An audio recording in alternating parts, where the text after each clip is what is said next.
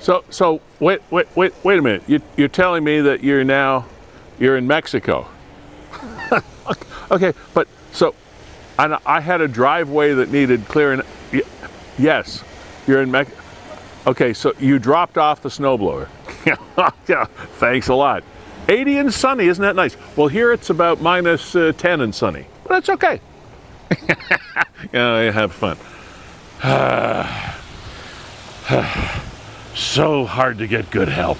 Hey, welcome to Season 7, Episode 3 of Niagara 411 Live with Sterry. It's actually a beautiful day here on January the 28th. We are brought to you by Grantham Home Hardware, supported by Niagara Parks Commission, Vero Wellness, Ace Alignment, as well as Verge Insurance, produced and technologically supported by and designed by WeeStreem, Canada's premier streaming service. We are ensconced today, as always, in the lovely Fiddler's Poorhouse, 149 St. Paul Street, St. Catharines, Ontario. These are your specialities for the day, and it truly is. After the horrendous storms and stuff that we've been hearing about all over Ontario, it really is a beautiful day, and it's nice and pretty. You know, if you're going to have winter, you might as well have winter. So, and we definitely have winter.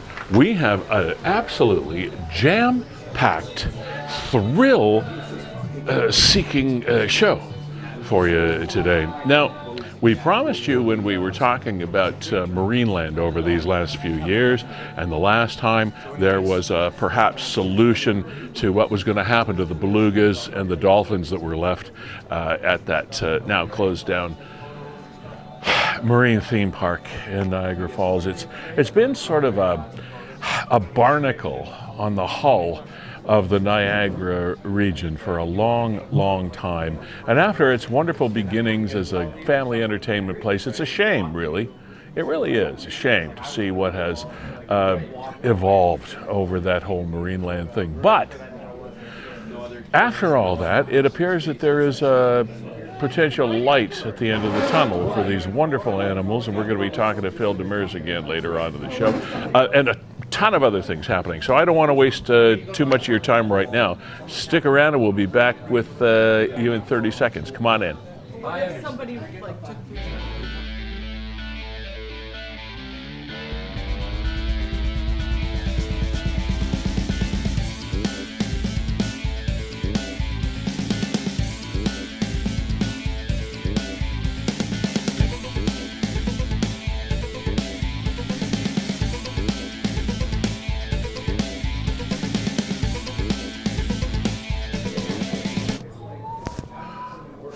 Hey, again, welcome back to the show, Season 7. That's hard to believe, but we're very happy about that. Season 7, Episode 3 of Niagara 411 Live with Sterry, and we thank you all for supporting us and keeping us alive and relevant and cooking after these past 7 years. So, the snow event snow events, I guess you could say, over the last 2 or 3 weeks have reinforced, to me at least, and others that I've chatted with, about the fact that I don't think there is a better place, a better location for us to live than in the Niagara region when it comes to major snow events. Because we tend to, yes, I know we get a lot of snow along the lake shores and the southern tier, Port Colborne, Fort Erie, along Lake Erie. We get some, maybe more than our fair share. However, that being said, when you look at what happened over the last week, 56 plus 60 in some areas centimeters of snow actually right in the heart of Toronto. Being tucked in here above the north shore of Lake Erie and the south shore of Lake Ontario, we get off pretty lucky. And there's an interesting suspect in custody. I think perhaps she might be underdressed for the occasion, but there we go. This is breaking news. Kevin, what are we looking at here? Oh, other than Cinderella and a police officer. Oh, that's Elsa, Lee. Oh, that's Elsa. I'm sorry. That's Elsa from Frozen. Thus the joke. I don't have kids. Elsa, Frozen. Okay, now I get it. Jeez. Okay. What else you want? What else I want to confuse you with? You know what, Lee? Let's do our share. Let's do that off the top, and then we can get to today's jam-packed show because we have tons. So tons. We have tons of stuff to do. Okay, so you're watching this on Facebook. You're watching this on Niagara 411 Live. So what we want you to do is go up to that little twirly arrow at the top and do a refresh. All right, you know how to do that. We all know how to do that. So then you go down. There we are. We're on your screen. We're on the TV, right? So then you hit share. I don't know. I'm not refreshing here, Lee. I'm refreshing. I'm very refreshing. There we are, right Kevin. there. There we are. Anybody that's met me said I'm very refreshing. And then you hit share now. And what we have done is now geometrically and exponentially, all these big words, I have been reading the dictionary this week, connected you with all of those people that are connected with all of the other people in Niagara and around the world. It's amazing, the technology. It's amazing, I tell you. Anyway, that's we'd appreciate it if you did that because it helps us to help you, help everybody else in Niagara. So let me run down what's going on the show today, because by the time I run through the lineup, which is extensive, we'll be ready for our first conversation.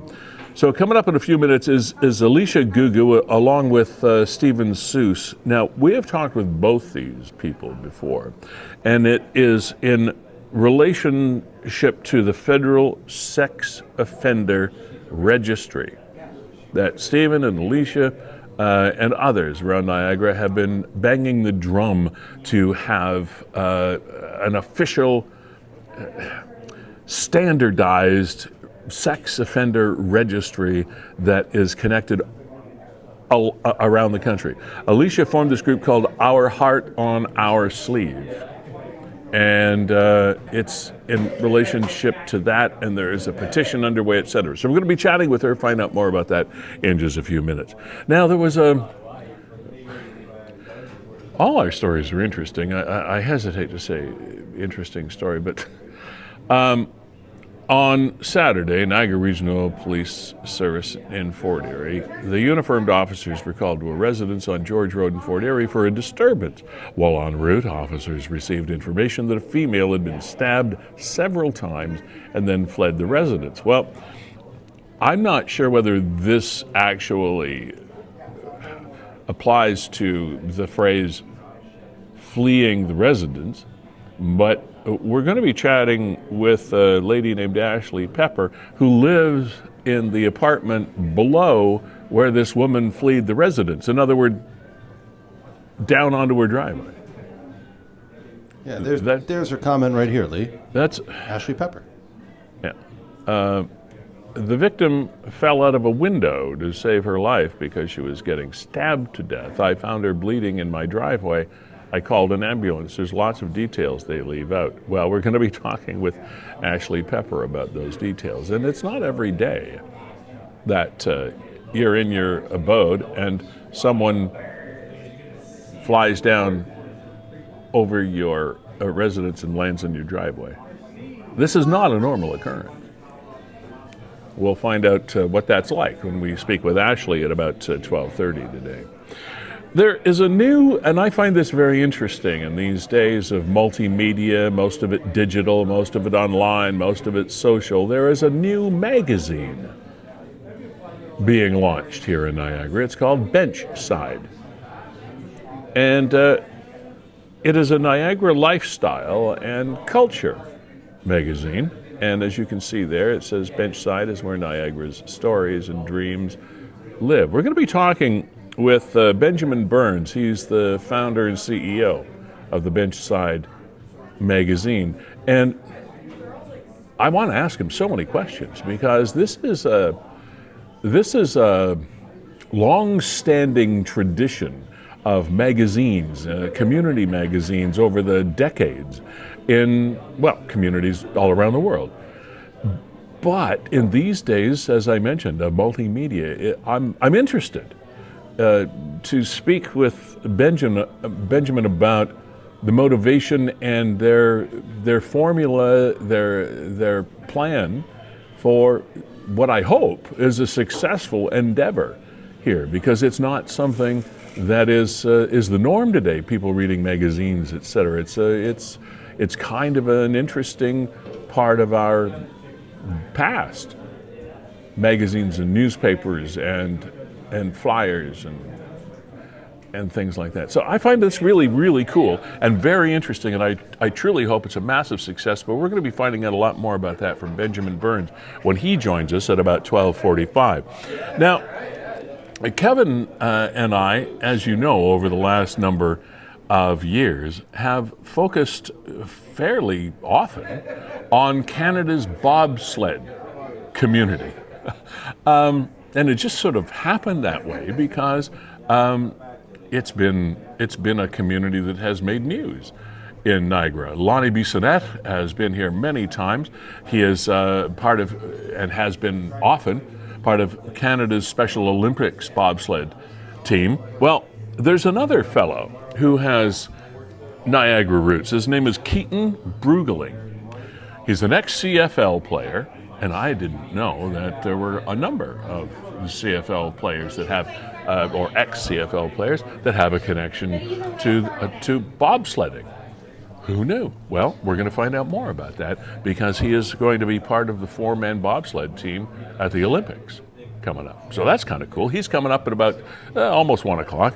At 1 o'clock, and this goes to our snow events over the last number of weeks, is Tim Marotta. Now, Tim has the unthinkable job of being the Director of Municipal Works for St. Catharines. And if there's anybody that has lost sleep over the last number of weeks and days in particular, it would have been Tim. So hopefully we'll be able to wake him up and have him here a little bit after 1 o'clock to talk about the reality of snow clearing in Niagara and in St. Catharines in particular, because that's where he is. But those things happen in all of our municipalities, all 12 of our municipalities, as a matter of fact. So he's coming up a little bit after 1 o'clock. Now, as I mentioned off the top,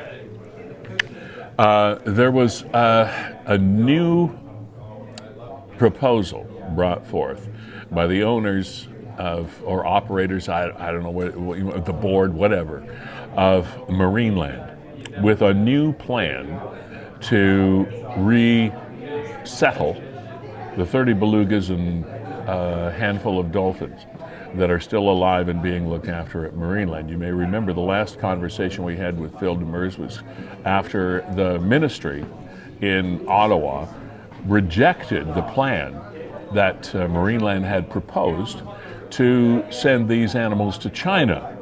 They said, no, this is just putting these animals from one entertainment venue to another entertainment venue, and that's not in the best interests of the animals.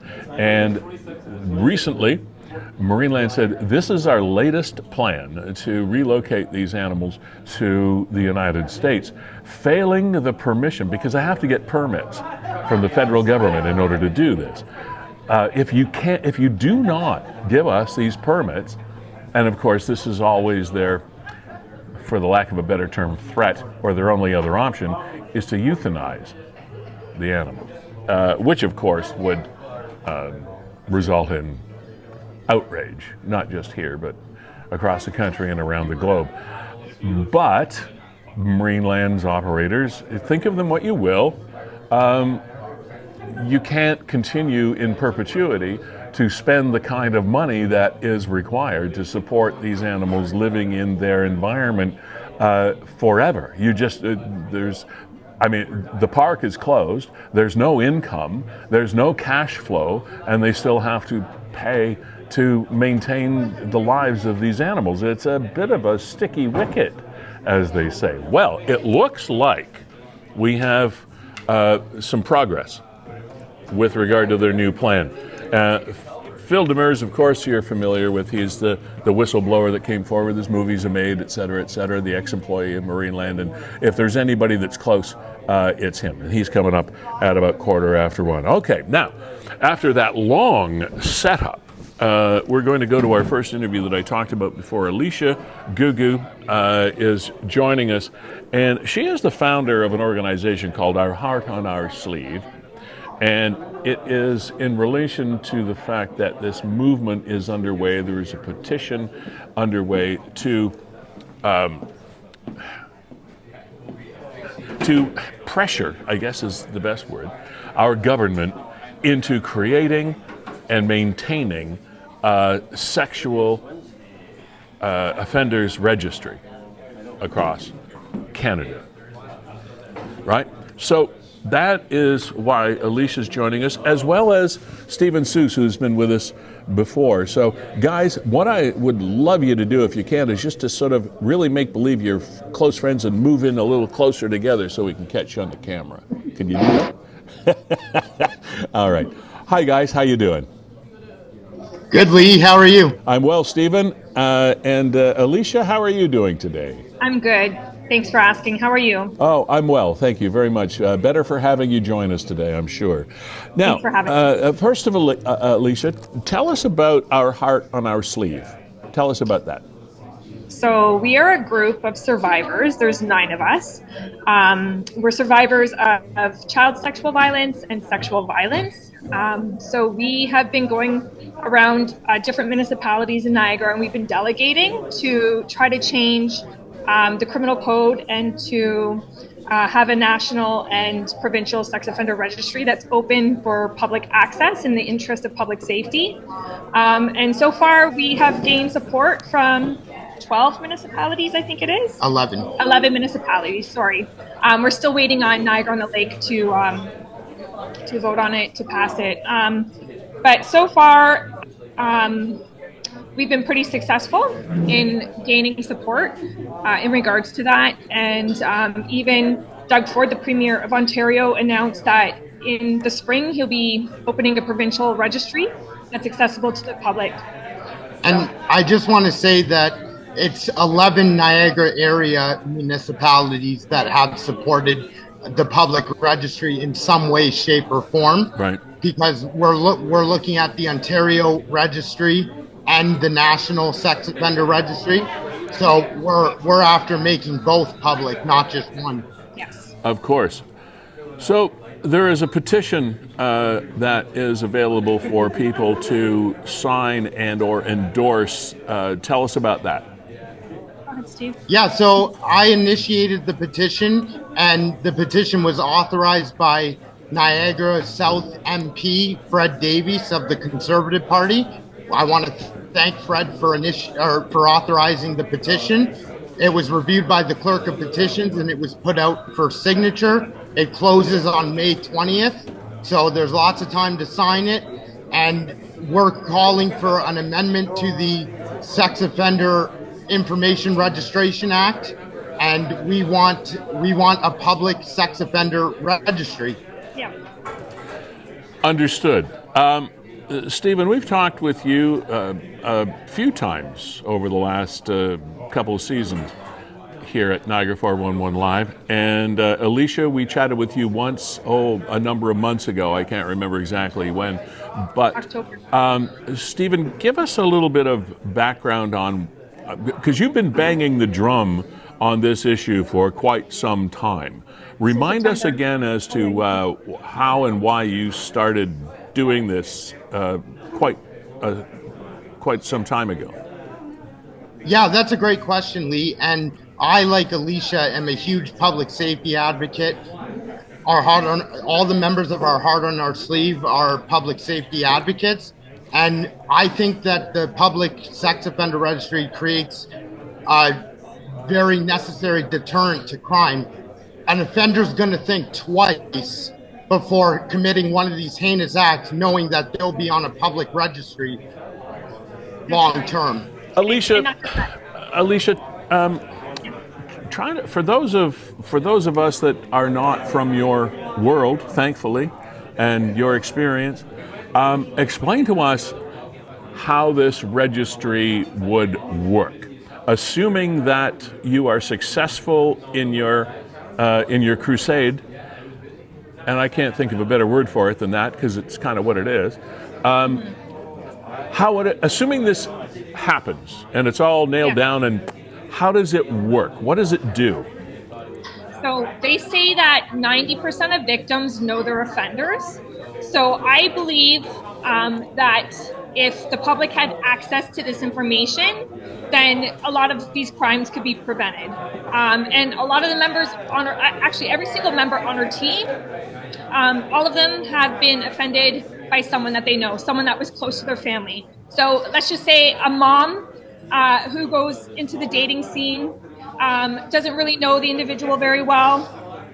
She can have access to that information, when it comes to the protection of her children, a community, like a school, a daycare, anything like that can have access to this information, because right now as it stands, only police have access to that. Okay, so would this be like a website, for example, that somebody, if they want to check, they just click on information from communities across the country would be there for them to investigate? That's right. Yeah. Okay. Where has the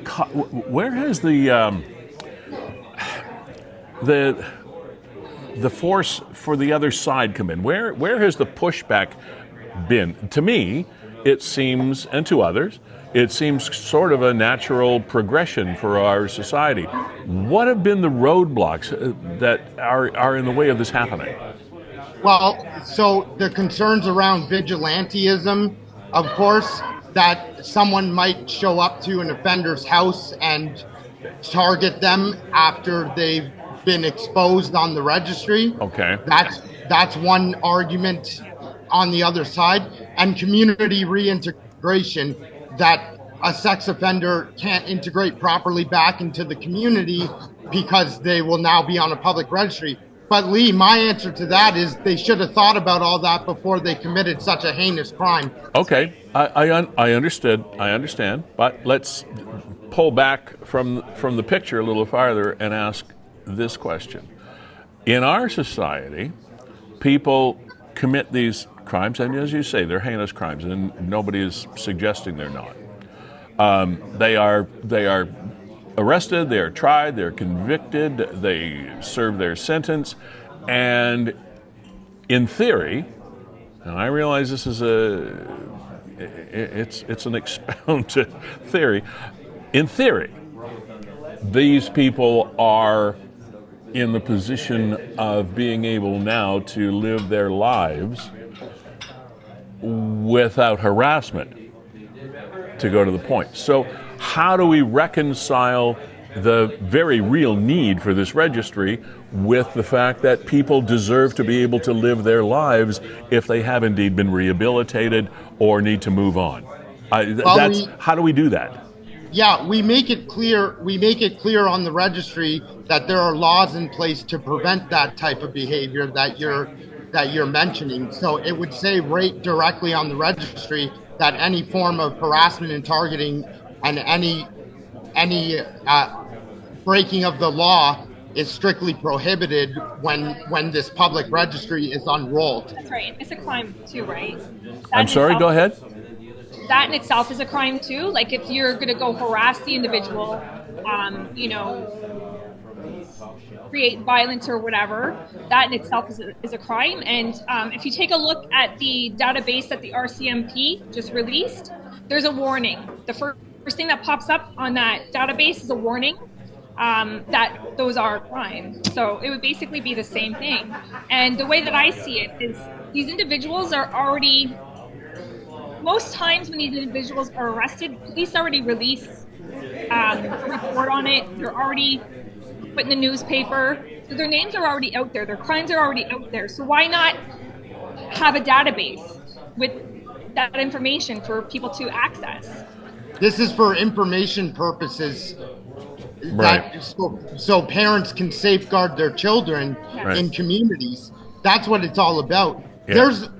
There's always going to be someone out there who's gonna partake in vigilante justice, and they need to be held accountable in terms of the law. So yes. That's and another thing too. Maybe if the punishment fit the crime, then maybe there wouldn't And maybe if there was transparency, then maybe there wouldn't be such a need for vigilantism. And I just want to use an example here. Daniel Senecal, that case yes. with little E, yes. he was a high-risk reoffender. He was on that list.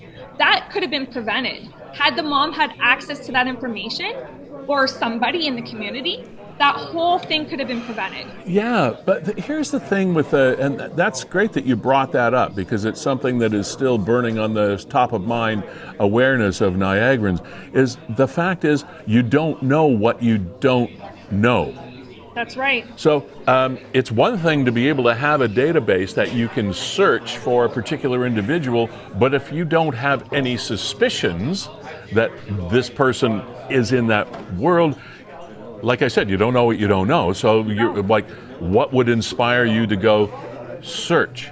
And that goes to another thing that this registry is top of mind to me is, you mentioned it, the punishment fitting the crime. The recidivism, meaning repeated crimes, in this area is probably more than just about any other crime in the books, because they say that an average offender offends 117 times. It doesn't mean that they have 117 victims. Yeah. It just means that they offend on an average of 117 times. Sometimes it's hard, sometimes it's more. So transparency is very important. That seems to be the other side of this story, is not only being able to identify a potential issue, but being able to somehow affect our judicial process. Yeah, to you got it. To not allow these people as much leniency as seems to be allowed now. That's what we're working on as well. That's a great point, Lee. And I go back to creating deterrence to these kind of crimes, and the public registry is an important deterrent of these crimes. Yes. And the other thing that I want to say is, some of our group members, their offenders were on the registry and they had no way of knowing it. Yeah. Right. Whereas if it's public, they would have been able to know. Okay, we have to move on. I'm sorry, but tell me how what you want us to do, what our call to action is, and how we're going forward. Well, people need to sign the petition if they want to see the public national registry. It's a petition to the government of Canada. It's been shared on your website, on your socials there. So we need people to sign, Lee, and hopefully we can get people to do that. Also, one important step that people are leaving out is the verification. You have to verify your signature for the petition in your email. A lot of people are leaving that important step out. So when you sign that petition, if you don't verify it, your signature doesn't count. How do you? And I'm assuming the instructions as to how to verify it are there on the screen. You'll get an email. Okay. To verify. Okay, so please keep that in mind, everybody. Alicia, Stephen, thanks for joining us. Thanks for having us. It's a noble cause, and I'm sure we'll talk again. Thank you, Lee. We appreciate it. Thanks, guys. Have a good day. All right. Such an ongoing. There we are. Hey, everybody. This is the lovely Fiddler's Poorhouse at 149 St. Paul Street, St. Catharines. Thanks to Dave McParian and their staff for allowing us to interfere with your lives every couple of weeks here. Grantham Home Hardware is our keynote. They usually use that phrase when it comes to speakers, but I would say our primary sponsor, let's put it that way, Grantham Home Hardware, and you know where they are. They're right there on Vine and Scott Street, and Niagara is the other side there. What a great bunch of people there, and we appreciate them continuing to follow us and sponsor us and present this program, heading all the way through another trip around the sun in 2026. Thank you, Rob and Jake and all your staff for what you do for us and Niagara. Locally owned, genuinely Canadian Grantham Home Hardware. Niagara Parks Commission, it's been a busy season. They're just taking a nice big deep breath right now after the Festival of Lights and all of the things that they do over the course of the winter season, including putting the blue red and white for the Buffalo Bills shining on the Horseshoe Falls. It didn't unfortunately turn out the way we'd expected, but it is what it is. And check out the new attraction at Niagara Parks, by the way. Niagara Takes Flight. It's pretty cool, and it's open year-round. Also, Vera Wellness, Mika Matthews formed this company not too long ago, as a matter of fact now. And this is a weird time of year for people, and some people love the winter, some people embrace it. A lot of people are not able to get out and do things that would help their mental state, etc. But Vera Wellness is a company that will help you do that. Trauma-focused care for adults ready to find safety, strength, and peace. And we thank Mika and her team at Vera Wellness for supporting us continually here. Ace Alignment 60th year. They're in the middle of, well, the beginning of at least, for all of your automotive needs. Darren and Matt are the two head dudes over at Ace Alignment on North Street in St. Catharines, just off Geneva, behind the police station. And for whatever, as you might imagine, they're pretty good with wheel alignment, but they do a lot of other stuff as well. So thank you, Ace Alignment, for staying with us. Mark Shirk and the gang over at Virgin Insurance, home, auto, life, and health, whatever kind of insurance needs you have. They've been in business here since 1953. Crazy. And their local office here in St. Catharines is just over on Ontario Street, not too far from the St. Catharines Club in Burgoyne, the park. What did I just lose my mind? Montebello Park. I just lost my mind. I wanted to say Burgoyne Woods. It's not anywhere near there.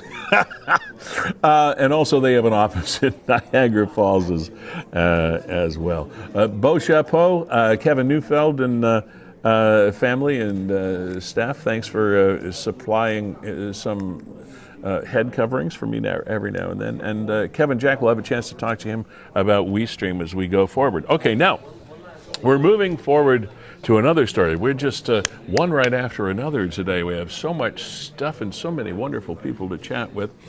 As we mentioned near the top of the program, this past Saturday, the 24th, 5:45 in the morning, officers were called to a residence on George Road in Fort Erie for a disturbance. While en route, officers received information that a female had been stabbed several times and fled the residence. Upon arrival, uniformed officers assisted with evacuating the victims in neighboring apartments. One female was transported to an out-of-region hospital by EMS with life-threatening injuries. Okay, so the lady we're going to chat with in just a couple minutes actually has intimate knowledge of at least part of what was going on during this incident. The part being that this woman, while fleeing the apartment, fled out of their window to save her life because she was getting stabbed to death. I found her bleeding in my driveway. I called an ambulance. There's lots of details they leave out. Well, that's where we're going right now. Ashley Pepper is joining us on the program today. Hello, Ashley. Can you hear us loud and clear and see us okay? Yes, I can. How are you? I'm good. How are you? I'm okay. So, is this a scene that tends to replay in your mind over and over again? It's kind of something that's hard to unsee, isn't it? Absolutely. We've been here for just over 10 years, and it's probably the most tragic thing that has ever happened here. All right. So I'm going to be quiet and ask you just one question and then listen. Walk us through your experience of that early morning in Fort Erie. We were woken up by screaming, two female voices downstairs screaming. You could hear Pete running back and forth into the apartment. And I was standing in front of my window that's facing the driveway. The neighbor's window I was looking out the window, like the windows are above each other. And I look out the window and we heard a big bang and disturbance and she fell out of the window. I personally thought she just fell out of the window. I didn't know how bad things were. And I didn't say anything to my husband. I called the police. And then after she fell out of the window, I called the police again for dispatch for ambulance. I'm like, well, someone's bleeding in my driveway. So I grab my coat, I fly downstairs, and I go to my driveway. There is a middle-aged 40-year-old woman bleeding in my driveway. And then behind her, her daughter came out holding a baby, and she was screaming behind me. She's like, he stabbed her. And I'm just trying to take everything in. And then it's just like, lo and behold, the boyfriend, Patrick, who was the attacker, his car was gone. So when I went downstairs, the threat of him even being there was gone because his car was gone. But when I was downstairs picking Danielle up off my driveway, I have her in one hand and my phone in my other. And then it's like there he is standing at the doorway with a knife in his hand. And there's me, Danielle, Jamie, and a baby. And then he looked at me, and for the fear of like a good 3 seconds, I didn't even know if he was going to come after me or not. And he slowly closed the door. And so I get the girls into my basement because I didn't know where else to go to safety. There was blood all over the place. And then the police came. And then they helped us. They escorted us out. They tarped Danielle and they put her on an ambulance or put her in an ambulance. And just a lot happened so fast. You called this lady by name. Did you know her? No. When she was in my basement, I kept asking her what her name was. You know, I was on the phone with the ambulance and she said, my name is Danielle. I'm 44 years old. And when we're in the basement, Jamie, the daughter, the one who was holding the baby, she's like, Mom. And it just, that escalated so much more, like the pressure, where it's just like, I thought the lady was going to die on my stairs. It was so bad. She kept passing out. She sat up and she put her head in between her knees and she had huge marks on the back of her neck. She got in her hand, her thigh, her abdomen. Like she was savagely, vulgarly attacked. Like Patrick intended to kill her. And this Patrick, you said, was her boyfriend, for the lack of a better word. Was Jamie's boyfriend. Jamie and Patrick lived downstairs from us. So, okay. But Jamie and Patrick are two guys? Jamie is the girlfriend. Patrick is the boyfriend. Okay. Danielle, who he attacked and chased, like we woke up to screaming and running back and forth and we couldn't figure it out. And when I first looked out my window, I'm like, oh, Patrick's car's gone. And I'm hearing two females downstairs scream. So, of course, I'm concerned. Okay. And so then how does the incident go upstairs? It didn't go upstairs. I'm upstairs and they're downstairs on the first floor. Oh. Okay. So I went downstairs with my coat and my phone, and I didn't think Patrick was there because his car was gone. And behold, he was chasing. Danielle said that Patrick was chasing her through the apartment with a knife. And so she showed up in your driveway from below you, not above you. Yeah, from below. I watched her fall out of the window.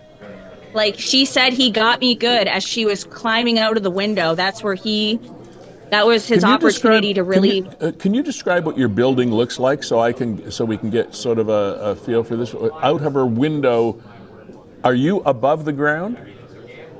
Yes, I'm on the second floor. And she's on the ground floor. And she's on the first floor. But my window is above hers, and I'm looking out the window, and there she goes falling out of the window. Okay. And all of them used, so I'm just like, oh, you're just stupid and you fell out of a window. Lo and behold, It was something so much worse than that. Okay, so she was, the story says that she was taken to an out-of-region hospital. So she must have been, the First Lady must have been very seriously injured. Could you tell where she had been stabbed? top of the neck from what I seen, her hand, she showed me her abdomen. When I first found her outside, she had half of her sweater off. She had like a spaghetti strap on, and her whole shoulder was covered in blood. And it's just connecting the dots, and then it's just hearing Jamie behind me scream and seeing Patrick. It was so much going on at once. Like when I got the girls and the baby into the basement for our safety, because I didn't know where else to go. Right. I thought, that was such a delicate, vulnerable moment, because I'm like, is he going to, just because he closed the door doesn't mean he can come back out. Yeah. I'm like, am I going to be getting these girls inside and he's just there behind me? Like, it was very scary. All right. I'm still trying to wrap my head around some of this. So Jamie and Patrick are boyfriend, girlfriend. What's the relationship between them and Danielle, the lady that was stabbed? Danielle is the mother of Jamie. Ah, so she's the mother-in-law sort of thing. Yeah. Okay. And they all piddle in the same trouble, and it's just, yeah. Okay. And then talking to Patrick's mom, after we got escorted, me and the neighbors went on a bus, like by the old fort, because they surrounded the whole building. They bought dogs and stuff, and they got him out. And Patrick's mom was there, and she knew all the trouble that's been going on. Like, over the past months that they've been living here, they've been here since the summer. I've probably called the police at least 5 times over, like, noise disturbance and stuff like that. So these people don't get along? No. Okay. Now, you mentioned in your post that there were a number of things, a number of details that we didn't know. Can you fill us in on any more of those details that we don't know? What kind of details? Well, just what you mentioned in your post. There are some things that we don't know. You've probably told us them all by now. Yeah.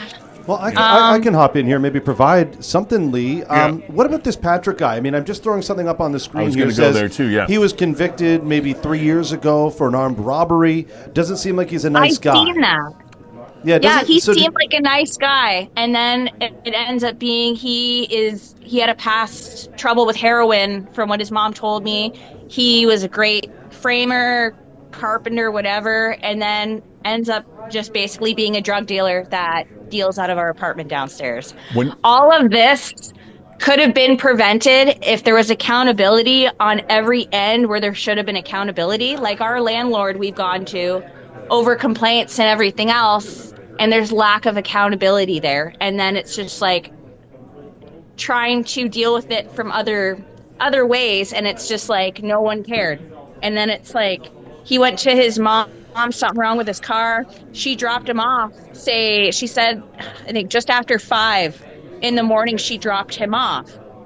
We didn't know that. So it's just like when all this happened, I thought he wasn't there. So it was his mother probably that took his car then. Well, the car stayed, so far I know, at the mom's house. He couldn't get it going. Okay. Yeah. So, wow. How are you doing? I mean, this is not a great environment to live. People expect in their own residence to have some semblance of comfort and safety. What's going on there now? How do I put this? We feel safe, but at the same time, like my kids grew up here. It's such a beautiful neighborhood here by the old fort. Like, there's no crap, there's no things of life walking down the street. It's a very peaceful, quiet neighborhood, and it's just like ever since they moved on, all creatures of life have been here over the months, and now shit hits the fan, and it just kind of foreshadows every good memory that we've had here. Right. Like, it's such a like yesterday morning, I was scrubbing the front of the house off where she fell out of the window, and I had to flag a car, and there's 2 other cars that came down here, and it's just, like, it was just evidence of someone trying to save their life being attacked. Wow. Ashley, sorry that you had to experience that, but you did what you could to help, and good for you on that. We appreciate you being here, and as things develop in your neighborhood and around you, let us know. Keep us posted, because it seems to me like this is kind of just the tip of the iceberg of this big story. Yeah, it has lots of ins and outs. That's for sure. Yeah. So far that we know, like, he hasn't gotten bail. I hope he doesn't get bail. Right. I don't think he will. Well, we'll follow it. Ashley Pepper, thank you for stepping up and talking with us. We really appreciate your time. You have a great day. Thank you for having me. You're welcome. Wow, Kevin, they live among us. They walk among us. It's just crazy. Ladies and gentlemen, that's our multi-million-dollar set, he said tongue-in-cheek, here at 149 St. Paul Street, Fiddler's Poorhouse. You are watching Niagara 411 Live with Lee Sterry, Season 7, Episode 3. Brought to you by Grantham Home Hardware, locally owned, genuinely Canadian. Niagara Parks Commission, Vera Wellness, Ace Alignment, Verge Insurance, powered by WeeStream. And we have Benjamin on the horn, do we, Kev? Okay. Like I mentioned at the beginning, this program just keeps rolling along. It's a jam-packed hour and a half of entertainment. Benchside is where Niagara's stories and dreams live. Benjamin Burns is the founder and CEO of Benchside Magazine, Niagara Lifestyle and Culture publication. Benjamin, how are you? Nice to have you. Thank you. Good. How are you? I'm great, thank you. All right. So, as I mentioned near the top of the program, when we were talking about we were going to be chatting with you, the world of print media as traditional radio and television and traditional forms of terrestrial media have gone through some challenging times over the last 20 years or so because of the fragmentation of media. Where does your concept of Benchside Magazine come from? Give us the genesis of what you're doing. So basically Benchside came about because, I'm 35 and I grew up in my later past 10, 15 years being on social media, and there's just so much of it. And when a business is trying to showcase something new and stand out, when they're stuck in the phone world, there's not really much for them to be tangible with for a brand new listener. So I'm not old and I'm not young, so I guess I'm in between there. You're a tweener, and I like something. I like something to kind of put in my hands. So I decided to make this magazine where, when you touch it, you can still read the story. You can read it at your own pace. You can put it down on your coffee table, and then 2 weeks later, you can pick it up and read something again. And I think that's what's really missing in marketing right now, is that everything is just stuck to your phone or stuck to your computer. But like, you really have to have something that you can take outside of that digital world to stand out. And I don't disagree. It's something that is missing in a lot of corners of society, is that tactile experience of holding something and reading it or watching it and then being able to go back and do it again or learn more, etc. So, and it's a shame that we're losing that experience. So kudos to you for going there. What is your background before you got into this? So I own a full service marketing agency in Grimsby called Spaceless Marketing. I've been doing that for, this will be our 4th year. Mm-hmm. But previously to that, I was in the bigger agency world in Toronto, working with the Kardashians and Amazon and Netflix and Ford and all these bigger brands. And I got sick of it. I got sick of just being a person in a team of 100 people. So I left it, and then I started my own agency here. And we work with brands like Bench Brewing, Big Country Raw, and Home Hardware and stuff like that. But also a lot of local businesses. And so when I started to work with these local businesses, none of them really have the budget to kind of do a lot of big marketing that someone like Ford would do, but they still have to produce something to showcase their marketing and showcase their product. Okay. So that's where I came up with Benchside, is to kind of just have that other side of marketing. Awesome. So these endeavors do not come cheaply. If you're going to do a quality publication, and it looks like from what we've been able to see from Benchmark magazine, it does look like a high quality presentation. How are you funded? I realize that advertising is a part of it. Have you found supporters and advertisers enough to reinforce your costs to produce this thing? So we don't make money off the bench side. We use it purely for promotional, basically for our community and also for our agency. When this magazine goes out across Niagara, so it goes through mailboxes, but then we also hand deliver them from Grimsby all the way down to Crystal Beach and put them in wineries, put them in restaurants and stuff. And then, what has been happening is that CEO or that director of marketing from these brands pick up this magazine and they see it, and then they see that Spaceless Marketing is the ones that published it. They reach out to us because we're making something that no one else has. Okay. And that's how I justify it in my head, is that I'm getting leads from it. Right. We've tried to get funding from the government, but no one is funding print. Everyone is funding digital. If I wanted to make a website, if I wanted to make a video, I could get funding for it, but there's no funding for print. Good for you. And that finally solidified for me what your business plan is. So in essence, this is one of Niagara's glossiest, most expensive and intensive brochures. Yeah. It's like an advertising brochure for you guys. Exactly. And like when you pick it up, it's on a soft touch cover. It's a thick cardstock. It's a full 8.5 by 11 piece. And you don't get that anymore. There's magazines out there, whether it's in Niagara or whatever, but it's made out of kind of plastic. And it doesn't feel like a magazine. It just feels like cheap, cheap. Kevin, did you want to weigh in here? Yeah, I just want to corroborate exactly what Benjamin is saying. I've come across one or two of these Benchside magazines, and it looks 5-star.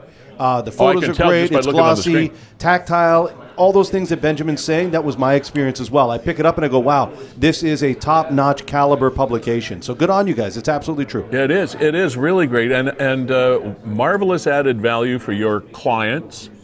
And again, a great marketing initiative for your company to just sort of showcase what it is you do and what you can do. I think that's amazing.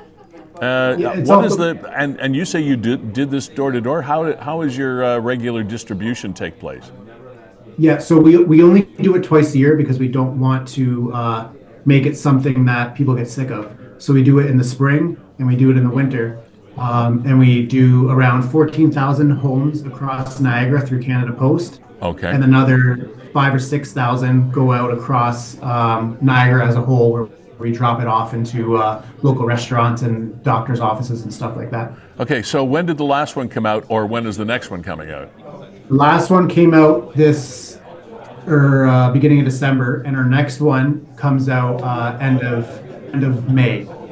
And that's kind of our realm, is end of December and early May, twice a year. So people kind of look forward to it, and it's not kind of just another thing that people get. Cool. Well done. Well, first of all, let me say that I think it is wonderful that someone from the big corporate marketing agency, advertising agency world pulled up stakes and came here to build something in Niagara. That's the first thumbs up. And because I've lived in that world a number of years, I can understand your frustration from it and the things that you'd like to do. So good on you for bringing your skills and talent and energy and artistic work to Niagara. I think it's just fabulous. And secondly, good for coming back to analog communication, because I think it's something that we miss, and I think that's really cool that you're able to do that. Yeah, I appreciate that, and that's honestly the whole point of Benchside, is to get back to that day-to-day connection and not just being a number on a screen. Benjamin, great to meet you. I hope we get a chance to chat again soon. Benjamin Burns, Benchside Magazine. Look for it soon. Thanks, man. Thanks for being here. Thank you. Bye. Cheers. That's awesome, Kevin. And you know what? I remember I worked with a fellow. Actually, he was my sales manager when I was managing radio stations up in Durham region. And he wrote a book. He was a great marketing guy. He owned his own marketing company, et cetera. And he wrote a book. And it was not a big book. It was like a soft cover book. And he said, this isn't really a book. It's just the thickest marketing brochure you've ever seen. So when you go into an initiative like that, you have to really understand what it is you're trying to do. And good on Benjamin for doing that. All right, now we're going to roll right along here. We're going to change gears completely. Keaton Bruggeling, hopefully I'm pronouncing his name correctly, is joining us. An ex-player with the CFL, and he has been named to the Canadian Olympic four-man bobsled team from Niagara, and he's joining us on the program today. Keaton, can you pick us up loud and clear there, bud? Yes, sir. I can hear you just fine. Thank you. All right. Well, welcome to the program. Great to have you here. Where are you right now? I'm actually in Port Erie, St. Catharines at my parents' place right now. I got a little bit of time at home before leaving for Italy. Port Erie very pretty in the snow, as long as you don't have to shovel it. So, before we talk about what's coming up in Italy in just a matter of a few days, talk to us about your background, because there's a multifaceted conversation here to have. As I mentioned, you had played for the CFL and et cetera. Walk us through your beginnings. You also went to school and played football locally, I understand, too, right? Yes, sir. I started from the beginning. Woodland Public School on 7th Street. Grew up there, played there. That was the stomping grounds. Then went to Eden High School. Played 5 years of football there. Niagara Spears. Had some years playing there under some great coaching and a great program, and went off to Carleton.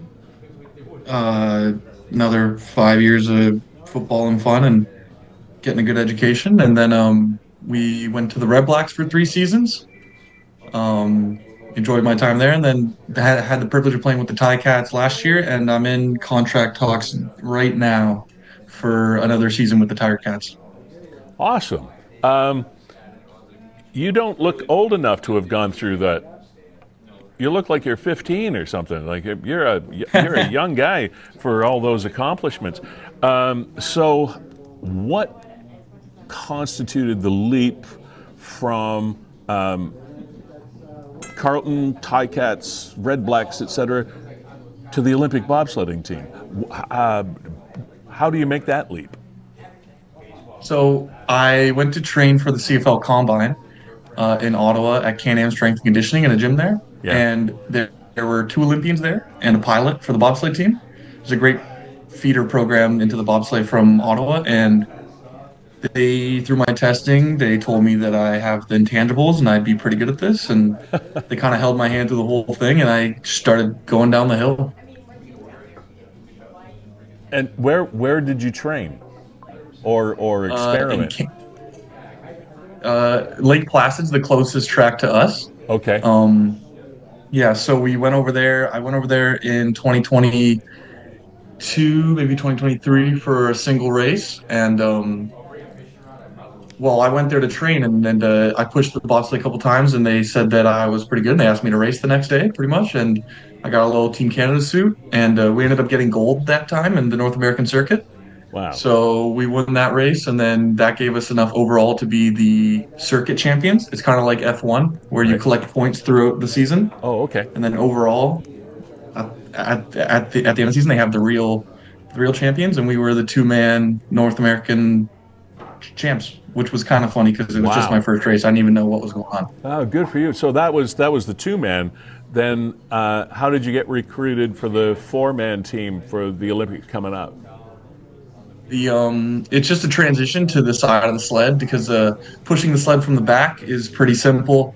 It's really easy to load, like when we all get in and we all have our little uniform transition, and it's just a transition to be able to push from the side and be able to run at over speed and still get in the sled because it's a lot tougher than we make it look sometimes. I'm sure. Kevin? Yeah, just Keaton. I'm familiar with the journey of Jesse Lumsden. He was kind of the first big guy to go from CFL to the bobsled track. And he's still involved with that program at the Olympic level. How big of an influence has he been? Has this been his recruiting tool as well to kind of pull you guys from the CFL? And what about your testing? What about your body makeup and your skill set makes you ideal for a four-man bobsled team? Yeah, Jesse is definitely an inspiration to us all. He's kind of the one who paved the way. He's shown that we can do it, and he works well with us CFL guys because I tend to miss preseason because playoffs it overlaps a bit in the fall. Mm-hmm. So I kind of joined the team a month into the season every year, and he's been really good with helping that transition and just being a good leader for us off the ice. He's our high performance director. I call him head coach because that's essentially what he is. And he likes football guys, and we like football guys because one, we're team players. There's a lot of people that come from single sports like track or tennis and golf that don't necessarily play well with others at all times. But when you come from a team with 60 guys and you learn to deal with the dynamic because you're not going to like everyone, they're not all going to like you, and we're tough. We're tough. Bobsledding is hard on your body. It's not that it's fun and it's exhilarating. Yeah, that's exhilarating, but it's really hard on your body to go down the hill. Yeah. And yeah, Lee, I mean, I'll just hop in. That first time you went down that track, bring us there and then also talk about your comfort level and how you've progressed from that first time to now. I'm assuming it's unnerving, right? The first time you slide down a... Oh, yeah. Yeah, it's very spooky. There's not a lot of safety in the bobsleigh. As I was told, it's not meant to be safe. It's meant to be fast. There's no seat belts. There's no padding. Just kind of hold on to the frame of the sled and stay as low as possible. So the first couple times, actually, were the most fun because I had complete, I'll call it ignorance on. I didn't know what was going on. I didn't know how the bobsleigh was going to feel. Yeah, so you got no fear just felt either. Like a roller coaster ride.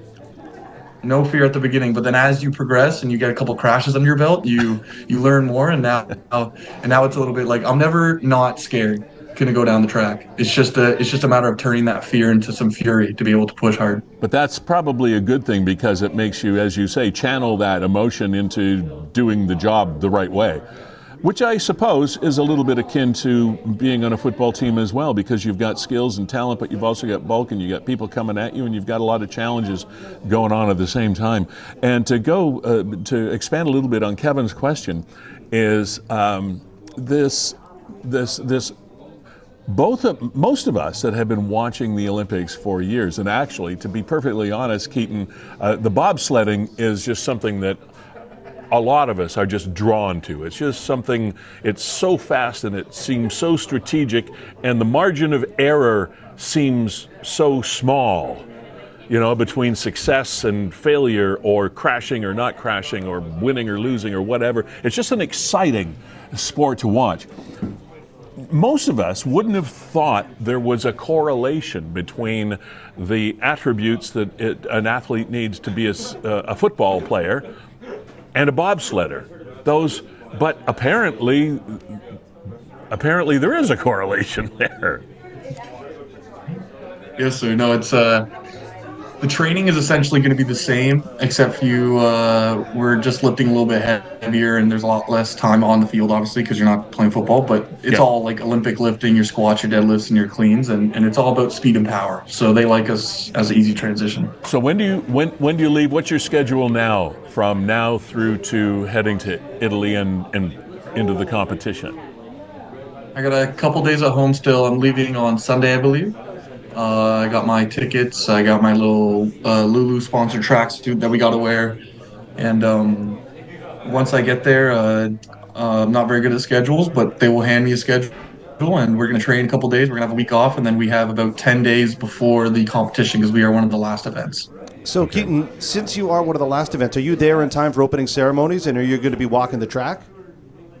Yes, we will be there. We're actually, Cortina's about 5 hours away from Milan, the central, and there's a couple of I think there's 3 villages, so I won't be there in the Milan stadium, but they cut to us in different parts of Italy as we do our intro walk. Gotcha. I guess that means like a lot of the sliding events and the downhill events and stuff like that are in Cortina, whereas a lot of the other events are down in Milan, right? We'll all understand this in a couple of weeks, but for now it's all new. Go ahead.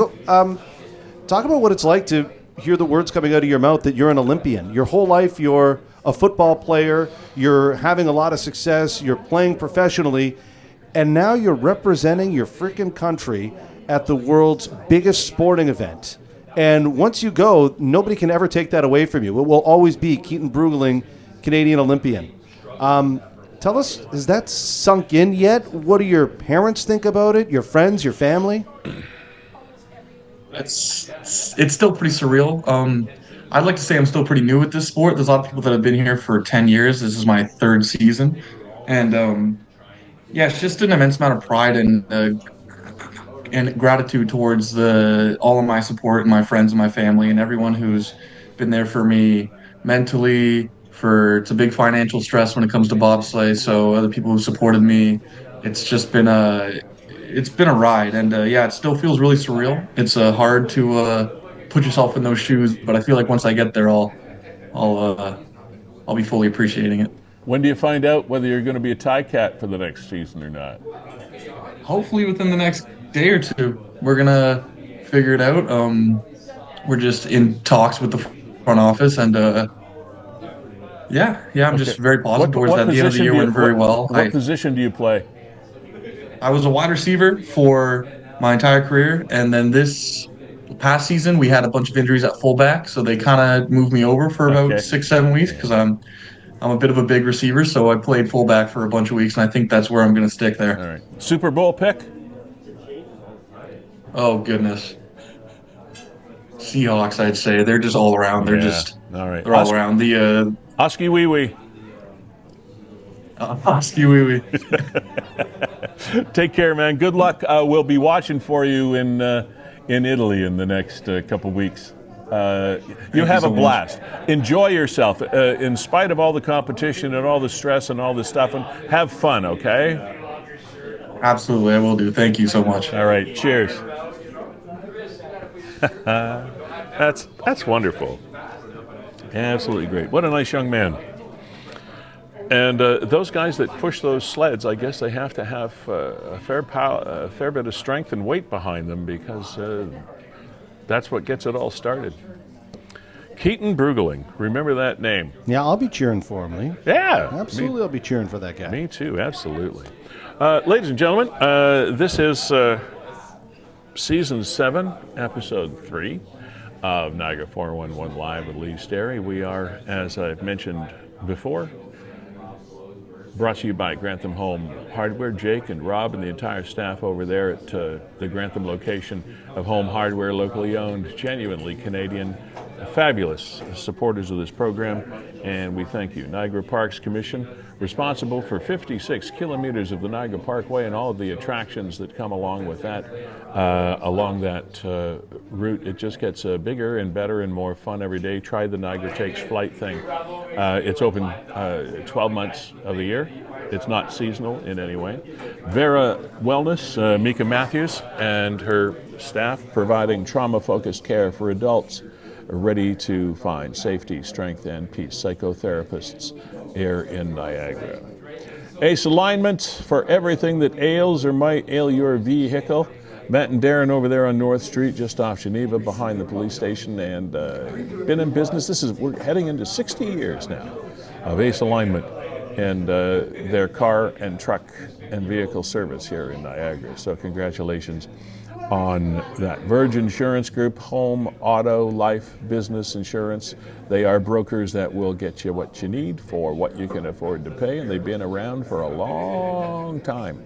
So they're doing something right. Check them out. They're over on Ontario Street in St. Catharines, and they have a Niagara Falls location as well.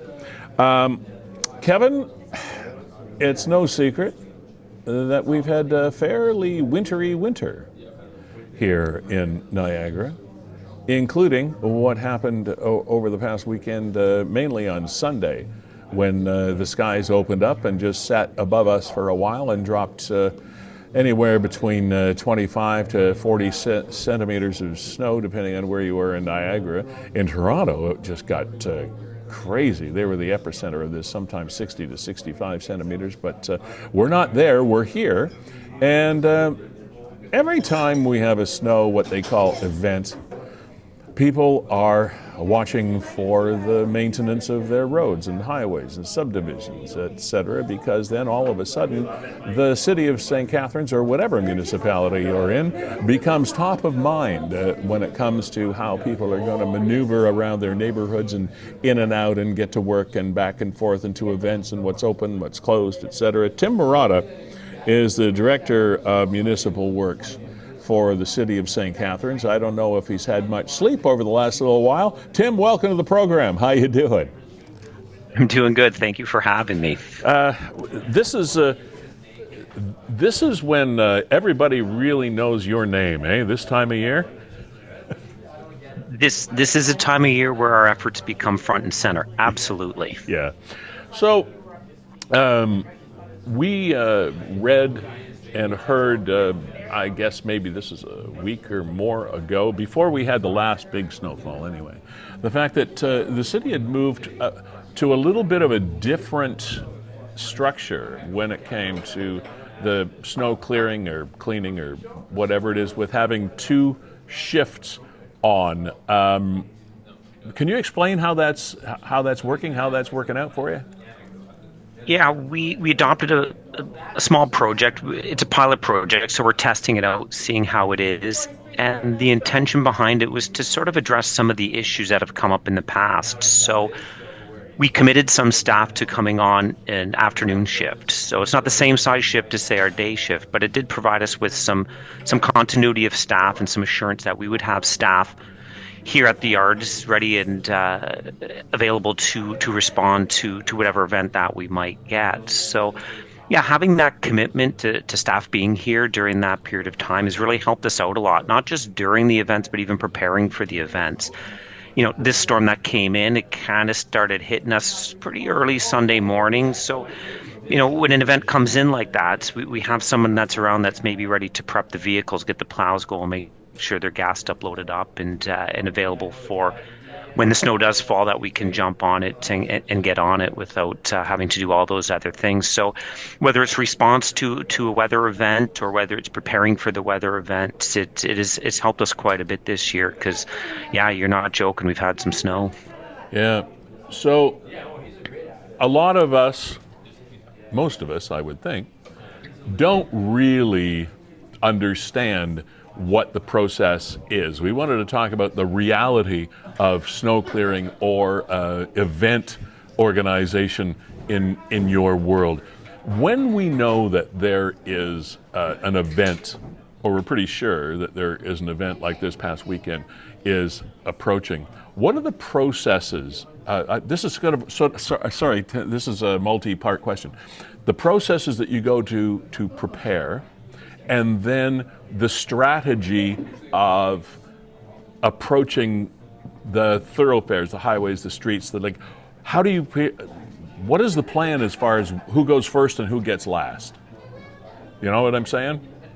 I do know what you're saying. So we follow a minimum maintenance standard, so we know what those standards are, what we need to do. So we operate on a safety-based premise. So our first order of business when these events are happening is to plan for them. We're watching the weather, we're preparing for them. This one that came in on Sunday, Environment Canada was preparing to issue warnings. So we were getting that heads up that something big was coming. You don't know exactly when it's going to happen, how much it's going to be. There's variability to it, but we kind of start to identify when that event will happen, and we start gearing up and getting ready for it. And our first plan of attack is our main routes, so those those big roads here through the city. We do some work on behalf of the region, so we're covering some of their roads as well, right? Bigger roads, and that's where we go to, and we're trying to get that system of roads cleared and available for people that need to move through particular emergency services or right. Folks that need to get to doctors, hospitals, things like that. So it provides those main routes of clear so vehicles can get through. once the snow stops and we're able to get those under control and down to the asphalt, then we move off into our secondaries, into our residential streets. In the meantime, we're already working on sidewalks. We have some priority sidewalks that we'll get to. We move further into sidewalks and things like that. Then move down into the subdivisions, into the neighborhoods, and start pushing back the snow and trying to get it cleared away. We will be salting. We do a sand in the residential streets that we will put down as well. So, yeah, we just keep moving through it. So, event on Sunday, we're still working it. Today, we still have crews going out working on secondary streets. We're looking at removing windrows from the downtown. We're clearing piles of snow from parking lots and things like that. So, yeah, there's an order of events. We have a plan and we work that plan. Our first priority is safety, is getting those main routes cleared, and then we just kind of work down the line from there. Now, I'm not complaining. This is just an example. I live in the north end of St. Catharines. I live in a cul-de-sac. Those sort of dead-end streets, if you will, tend to, in my experience, be the last streets that get attention, because as to go to your point, there's no thoroughfare. You don't have to go down there to get anywhere else. So they tend to get a short shrift. How do you go about prioritizing that? Because I'm sure you get all kinds of people complaining to you about, why isn't my street plowed by now, or whatever. How do you deal with that? Yeah, a lot of folks are worried that we've missed them. It does take some time. We do ask for people's patience. The cul-de-sacs, the dead-end streets are a little trickier. Doing a main road, you've got kind of a wider road, straighter roads, longer roads, so you're able to run equipment down at some of the smaller streets. We have to use specialized equipment. We might use a backhoe or a smaller tractor, just the nature of the roads with the dead end in that. So it depends on the equipment we have. It depends on who's available. We do have a workforce here that does a lot of the work, but we also call in contractors. Depending on the response of contractors, it could also depend on how long it takes for us to get back into those roads, those cul-de-sacs and smaller streets. So we do work as best we can toward them. We try to get to them as fast as we can, but naturally it does take some time, especially with an event like we just had. As director of municipal works, do you have budget input when it comes time to negotiate or present the city budget, etc.? And if so, are there areas that you'd like to see a little bit more attention paid, or are we doing okay? Yeah, again, it's variable, right? We're dealing with the weather. We're dealing with what we get. Some years are easy, some years are hard. So we have experience. We have a history of what efforts are common or typical to take, and we line up our efforts and our budget accordingly. Some years they're better than others. Some years aren't. So there are reserves in place that can help balance those out. So it's not like, oh no, we had a tough winter, now we have to address that through an immediate mechanism that'll show up, perhaps on people's tax bills. So we are aware of that variable nature of it, and we try to adjust for. We try to be efficient. We try to do things in a way that we can get the work done and get it going without being too over the top on cost and whatnot. Yeah, and Tim, just expanding on that. In a dream world and budgets aren't an issue, you guys would own 1,000 plows and have 1,000 people ready to go at the drop of a hat. But life doesn't work like that. How do you strike a comfortable balance? So we do have standards that we have to adhere to, right? Minimum maintenance standards or something. It's addressed. The province gives us that. So we know what that floor is, for example. But you're right. The ceiling could be anything.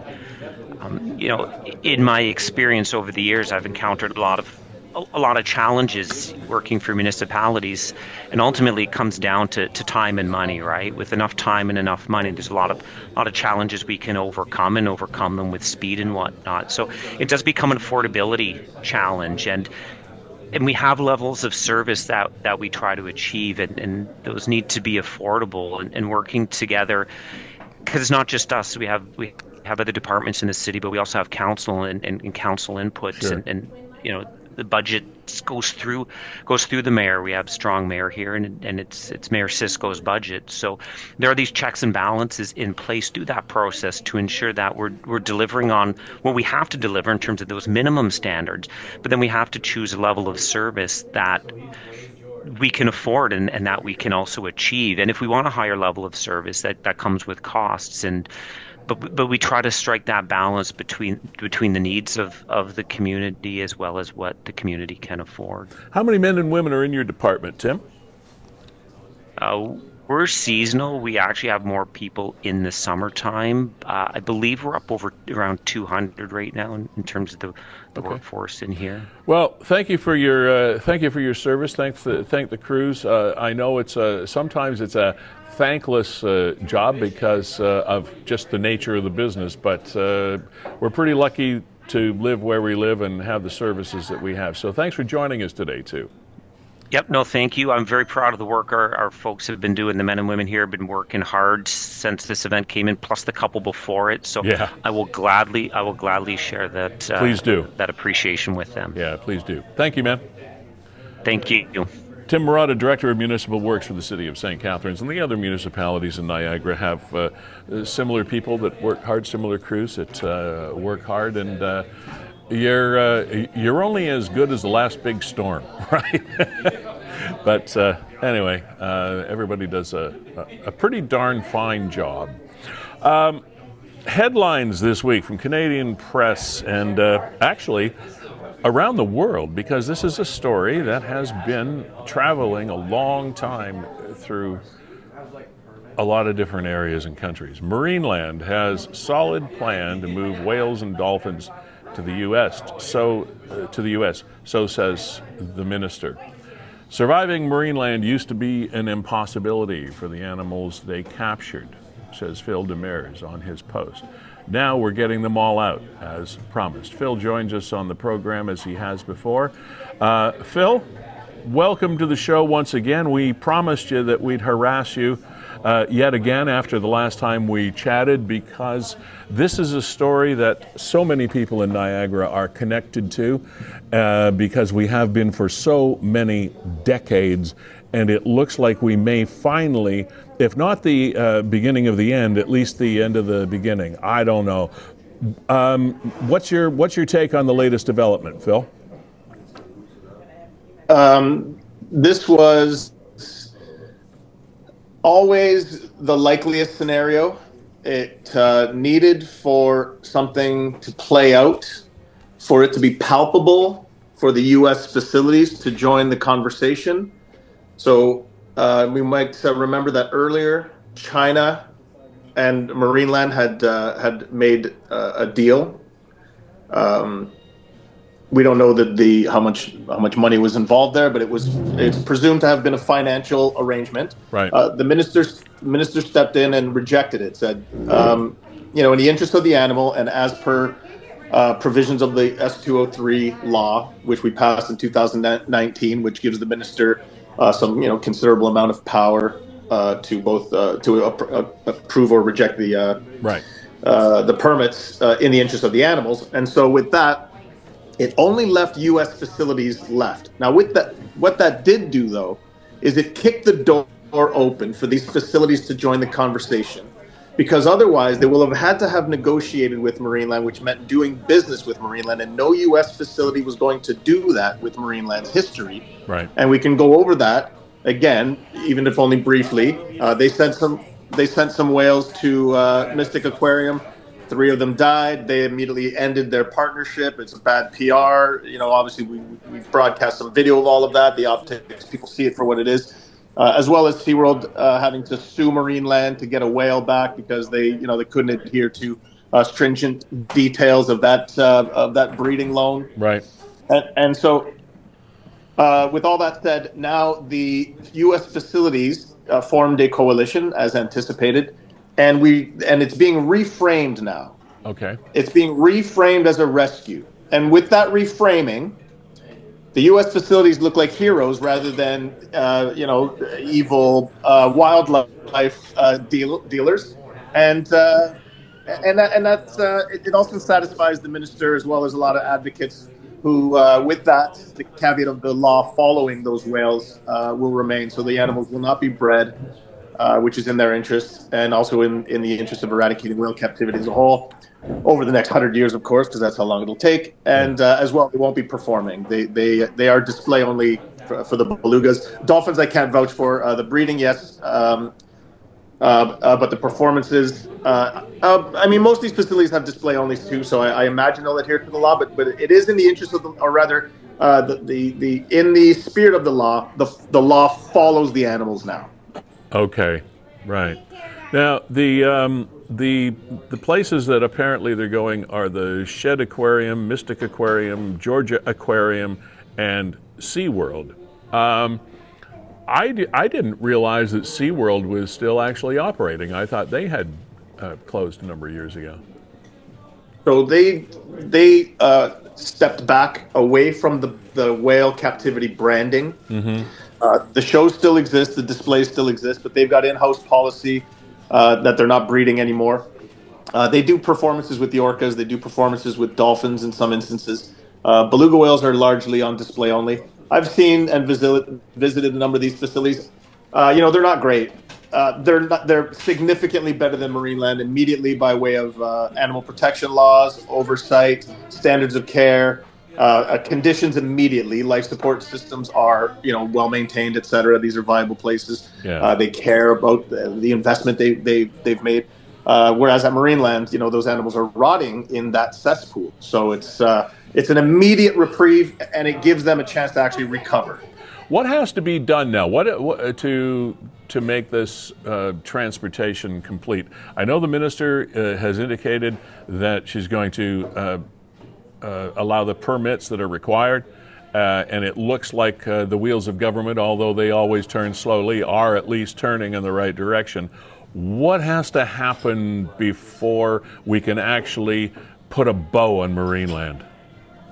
So export permits, Canadian side, have to be completed. That's not that complicated. It does include, and so do rather the American imports as well. There's a number of caveats there. So that's two different sides of the border that have to get their administrative work done. But it's going to be medical assessments of the animals, because in order for them to safely transport, they have to pass a medical assessment, which I should stress that the 3 animals that died shortly after leaving Marineland and going to Mystic back in early 2020s, I think it was 2021, if I'm not mistaken, those transports were actually delayed because they even swapped out a couple of the names of the whales in advance because they were having problems getting that medical assessment passed. Okay. But they did ultimately resolve to approve a couple of those animals that we had learned of that had been previously sick.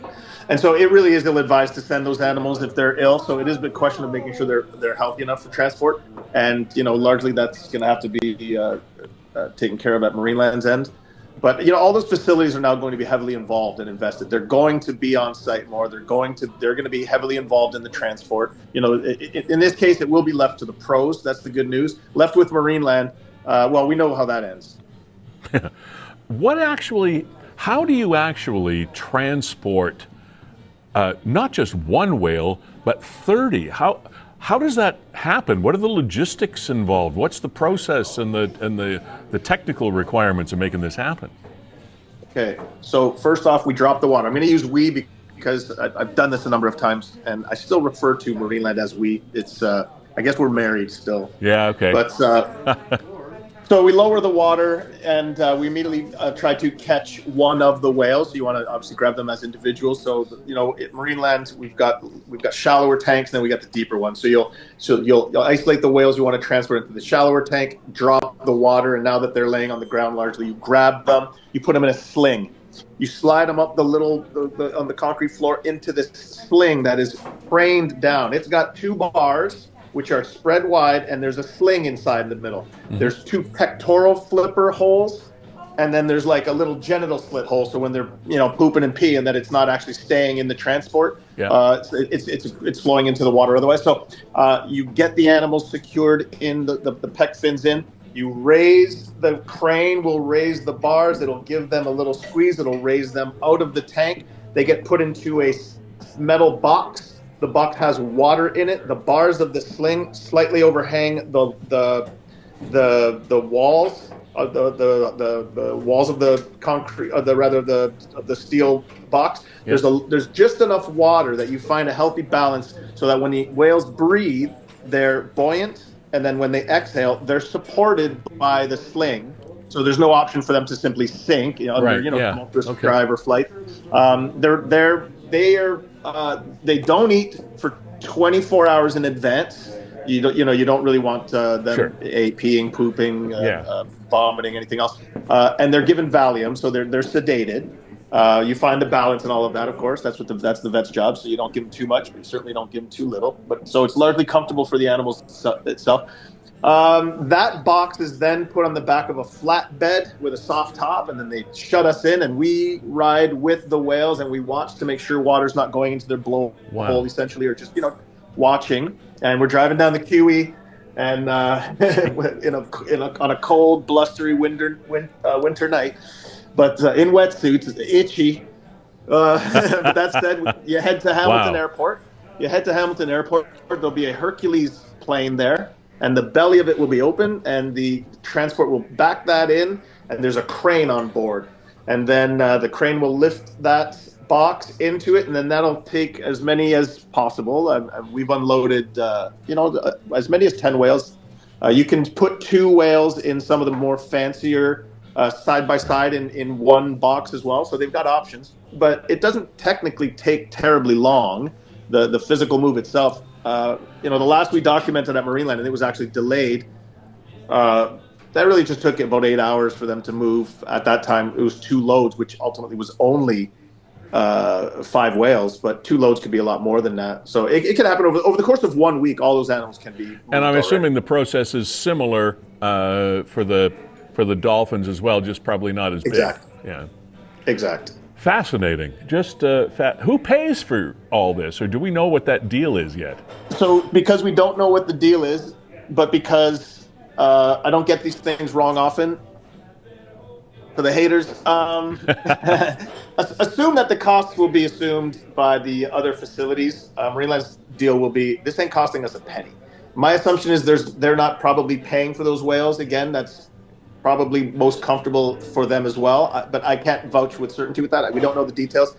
But assume that the host facilities will be assuming the costs there, or there'll be a collaboration of sorts. But that'll be worked out between the facilities. So it seems to me then that you are as comfortable with the situation as you could be under all of the circumstances.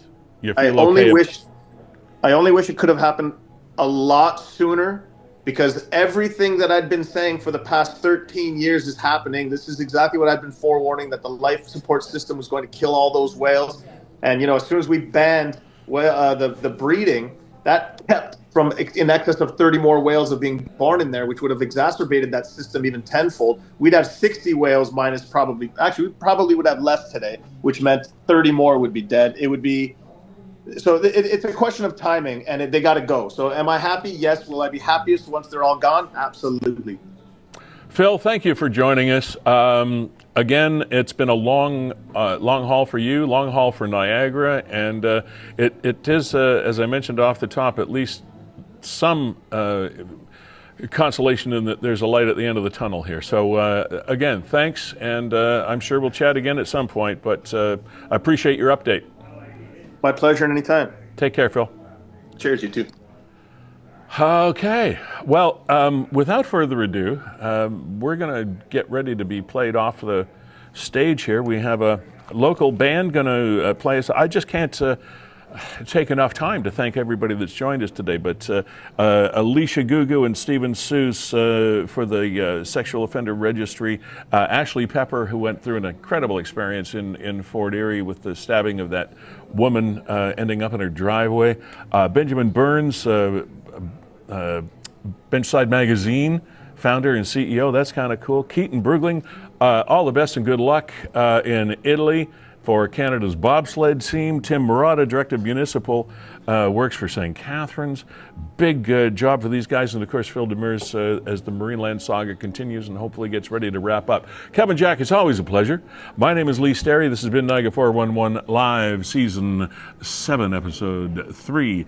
Feverish Lemons are going to bring you your musical entertainment for this afternoon's program. And the video is Song 57. Y'all have a good weekend.